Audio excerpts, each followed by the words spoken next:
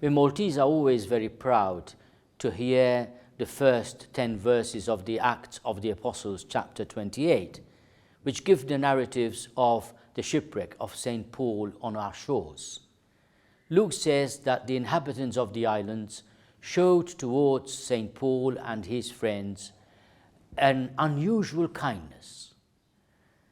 We can say that the narrative of our faith is a meeting between a group of people who needed our help and the willingness of the inhabitants of our islands to see in them not only people in need, but also human beings with their dignity, which merit all respect, love, and solicitude.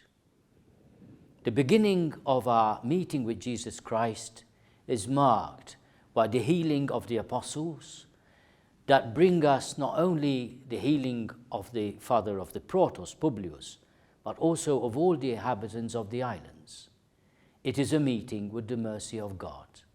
Paul brings us into a close encounter with the mercy of the Father, incarnate in his Son, Jesus Christ.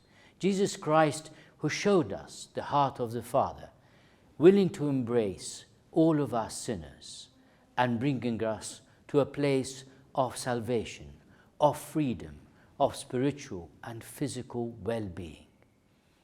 We are indebted to the mercy of God, and we who cherish and flourish in the light of this mercy have the responsibility to share such mercy among each other, among ourselves, with other people, following the examples of Jesus, but also taking on the physical and spiritual works of mercy as a program for our lives. As we meet the Apostle of Mercy, Pope Francis, on our islands at the beginning of April, we pray that the message of mercy and love may endow our hearts with the true light and joy of the gospel.